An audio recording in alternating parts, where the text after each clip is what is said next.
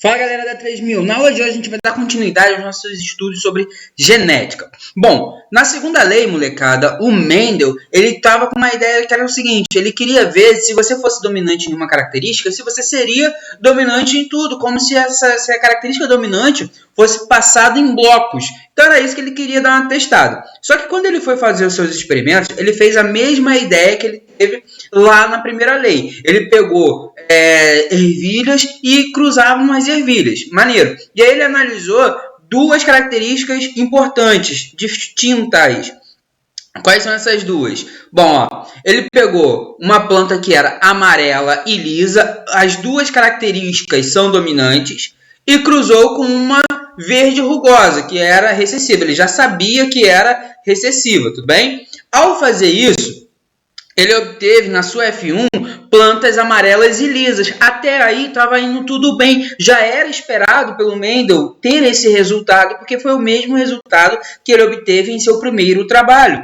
E aí o que aconteceu? Quando ele foi fazer a F2, ele esperava aquela proporção de 3:1. Só que isso não ocorreu.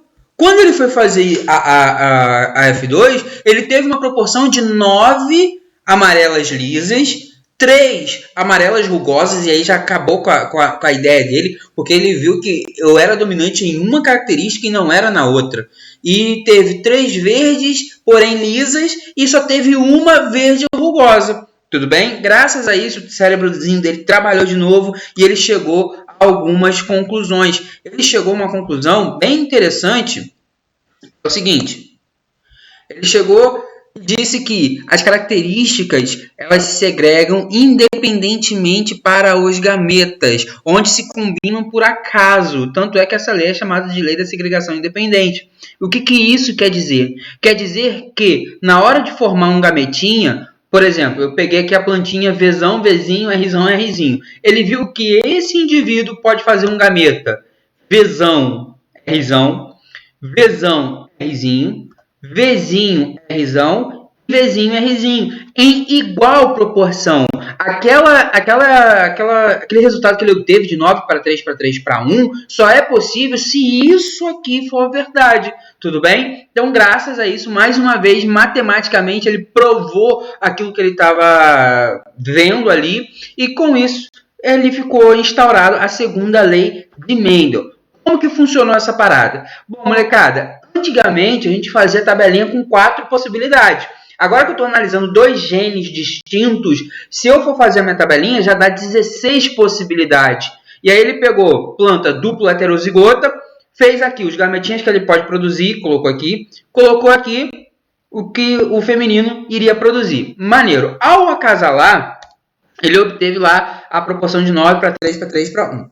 Belezinha? Mas, professor, e se por um acaso no Enem me pedir 3 genes? Bom, cara, se te pedir 3 genes, você vai ter que fazer uma tabela com 64 combinações. Isso vai tomar muito tempo, e tempo no Enem é ouro, tudo bem? Então, o que a gente vai fazer? A gente vai separar esses genes e fazer a tabelinha com 4 eventos possíveis. Fácil, mole. Fiz com o gene A, vou fazer com o gene B, vou fazer com o gene C. Feito isso, eu presto atenção no que o exercício está me cobrando. O exercício está te cobrando, nesse caso aqui, por exemplo, um indivíduo que seja Azinho, Bzão, Bzinho, Czão, Czinho. Legal. E aí eu analiso aqui, ó, qual a probabilidade de nascer Azinho? Bom, a probabilidade de nascer Azinho é de 1/4. Aqui, de nascer heterozigoto, Bzão, Bzinho, meio. Mas, professor, 2/4. 2/4 simplifiquei por 2, maneiro. Meio. A mesma coisa vai valer para o gene C. E aí eu multiplico. Lembra aquela regrinha do E e do OU? Bom, eu quero que seja Azinho e Bzão, Bzinho e Czão, Czinho. Então eu vou multiplicar as possibilidades. Vai me dar um resultado de 1/16. Tudo bem? Então é assim que a gente faz quando tiver mais do que 2. Cara, sinceramente, eu sugiro vocês a fazerem até mesmo quando tiverem 2 genes, porque já é bem mais fácil do que fazer uma tabelinha com 16 possibilidades.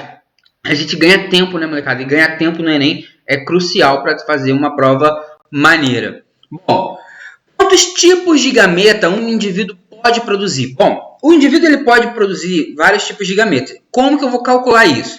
Simples. Eu pego uma formulazinha que é 2 elevado a n, onde n é o número de heterozigotos que os genes ali apresentados, que o indivíduo ali apresentado vai ter. Bom, vamos ver isso aqui na prática. Olha aqui na tabelinha. O indivíduo é azão. Bom, o indivíduo azão, quantos genes heterozigotos ele tem? Nada, ele é homozigoto. Então, o valor de n é 0. 2 elevado a 0, todo número elevado a 0 é igual a 1. O indivíduo que é azão, ele só pode produzir o gameta do tipo azão. Tudo bem? Agora, o indivíduo que é heterozigoto no gene A. Bom, ele é azãozinho. Quantos genes heterozigotos ele tem? 1. Maneiro. 2 elevado a 1, 2. Esse cara, o azãozinho, ele pode produzir dois tipos de gameta. O gameta azão ou o gameta azinho. Já aqui, ó, o indivíduo azão, bezão. Quantos genes heterozigotos esse cara apresenta? Um só, beleza? Mas, professor, e o B? Cara, o B é homozigoto, molecada, show de bola. E assim vai, ó. Aqui no último, percebam que todos são heterozigotos. Todos os genes são heterozigotos. Então, eu pego aqui, faço o número elevado a 5, vai ser 2 elevado a 5 igual a 32. Esse último indivíduo pode fazer 32 combinações. E aí, imagina, você tem que fazer 32 combinações, isso só analisando o pai, ainda tem que ver a mãe. Irmão, você vai perder muito tempo. Show de bola? Bom, espero que vocês tenham curtido a aulinha de hoje. Sabe por quê? Porque estava indo tudo bem, tudo indo maravilhosamente bem, até que chegou o Morgan. Cara, o Morgan, ele descobriu um negócio chamado genes ligados.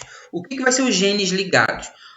O Morgan, ele era muito aficionado na ideia de Mendel, né? Ele acreditava muito na ideia de Mendel, ele era um devoto ali de Mendel ferrenho.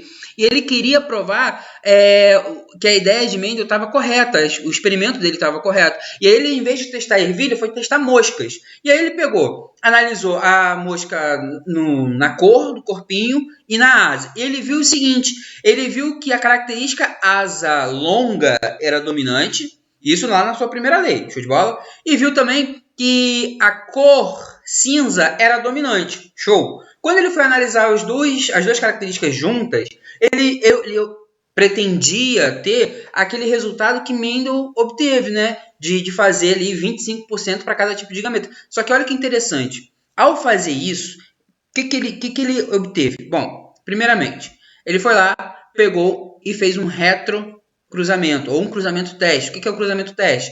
Eu pego um indivíduo com fenótipo dominante, cruzo com um indivíduo de fenótipo recessivo, o famoso Bzinho, Vzinho. Interessante. Esse cara que tem as características dominantes, eu não sei se ele é homozigoto dominante, eu não sei se ele é heterozigoto. Quero testar. Bom, se eu for fazer de acordo com a segunda lei de Mendel, era para esse indivíduo aqui produzir gametas dos 4 tipos, em iguais proporções, iguaizinhos. Show! O que me daria proporções de filhotes também iguais. Legal! Só que ele não obteve isso. Quando ele fez o cruzamento, ele viu que ele tinha muito mais indivíduos descendentes de 2 tipos, e os outros 2 tipos que ele obteve eram bem menorzinhos. E aí ele entendeu que determinados genes, esse gene que ele estava estudando, estava no mesmo cromossomo, e isso faz diferença, molecada, porque o Mendel, ele analisou genes, ele sempre analisou genes que estavam em cromossomos distintos. Ele analisava uma característica que estava nesse cromossomo aqui, e analisava a característica, sei lá, cor de semente. Esse gene, cor de semente, estaria nesse cromossomo. Já a textura da semente estaria nesse cromossomo. Só que no caso de Morgan, ele foi analisar cor do corpinho e asa, sendo que esses 2 genes estão no mesmo cromossomo. Na hora de formar gameta, lá na anáfase, eu vou puxar cromossomo para cada lado. E daí, professor? E daí, meus amores? Eu vou fazer o seguinte... Eu vou formar indivíduo, eu vou formar gametas de apenas um tipo, né? Se eu puxo esse cara para cá, eu vou formar o espermatozoide azão, bezão. Se eu puxo esse para cá, eu formo o espermatozoide azinho, bezinho. Na teoria, era isso que tinha que ocorrer. Interessante. Ó, na segunda lei, ele fazia gametas do tipo azão, bezão, azinho, bezinho. Fazia ainda azão, bezinho, ou azinho e bezão. Ele poderia fazer os 4 tipos. Interessante. Só que lá em linkage também dá para se fazer os 4 tipos. Ó, perceba que eu fiz o gameta azão, bezão, azinho, bezinho, Azão, Bzinho e Azinho, Bzão. Show! Só que qual é a diferença? A diferença está aqui, ó, no crossing over. Ou permutação, que é a mesma coisa, tá, molecada? Infelizmente, não vai ocorrer crossing over em todas as formações dos espermatozoides. Não acontece. Acontece em uma pequena parte.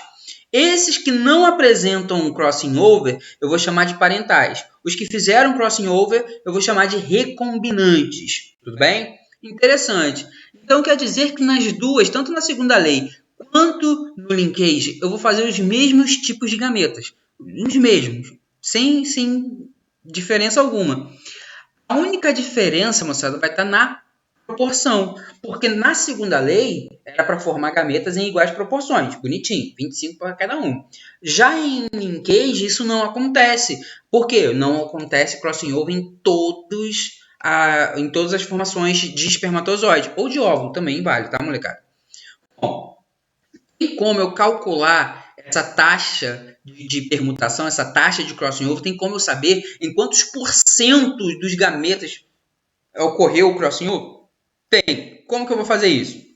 Bom, primeiramente, antes da gente entrar nessa parte de conta, a gente precisa entender o seguinte, que quanto mais distante um gene do outro, maior a taxa de recombinação, certo? Ó, se liga. Se eu tenho um gene que o gene A está aqui e o B está aqui. Se eu faço crossing over nessa direção, vai trocar alguma coisa? Não vai trocar nada. Então, ó, diferentemente quando eu tenho um aqui e outro lá na outra ponta. Perceba que eu tenho 3 regiões para fazer crossing over. Então, minha taxa de crossing over vai ser maior. Como que eu calculo? Simples. O primeiro passo é saber se está em cis ou se está em trans. Cis significa dizer que eu vou ter um cromossomo com os genes, com os alelos dominantes, Azão, Bzão, e vou ter o outro cromossomo, os alelos recessivos, Azinho, Bzinho. Quando está em trans, significa dizer que um cromossomo vai ter um alelo dominante, no caso o Azão, e o outro alelo vai ser recessivo. Show de bola? Feito isso, a gente trabalha lá com a ideia do Morgan. O Morgan, em seu trabalho, ele observou que 41,5% das moscas tinham corpo cinza e asa longa. 41% do corpo das moscas tinham um corpo preto e asa vestigial. E ele obteve menores proporções, 8,5% com moscas de corpo preto e asa longa e 8,5% de corpo cinza com asa vestigial. Como que eu calculo a taxa de crossing over? É só eu somar as menores proporções. Eu pego 8,5 mais 8,5. Simples, 8,5 mais 8,5 igual a 17. 17%. Quer dizer, moçada, que em 17% dos gametinhas produzidos houve o crossing over. Só isso, mais nada. Tranquilo até aí? É solamente isso e mais nada. Bom, tem como eu calcular a distância de um gene para o outro. Como que eu vou fazer isso? Eu pego a minha taxa de crossing over e digo que vai ser a distância de um gene para o outro. E aí, olha que interessante, não tinha, lá na física, não tinha nenhuma unidade de medida para medir essa distância. Então, a gente inventou uma unidade de medida chamada UR ou morganídeo, em homenagem ao Morgan. Como que eu vou fazer essa parada aqui, ó? Do alelo A, do gene A ao gene B, eu tenho 45% de crossing over. Então eu digo que do gene A ao gene B, eu vou ter uma distância de 45, não é metros, é Morgan, tudo bem? Aqui é um M maiúsculo, show? Então eu tenho um 45 morganídeo, e isso vale para todos os outros genes, show? Tranquilinho? Espero que vocês tenham curtido a aula de hoje. Beijão. Logo tem minha live, a gente vai fazer exercício, a gente vai falar sobre genética. Ó, até. Curta aí, dá like, aquela coisa toda. Valeu!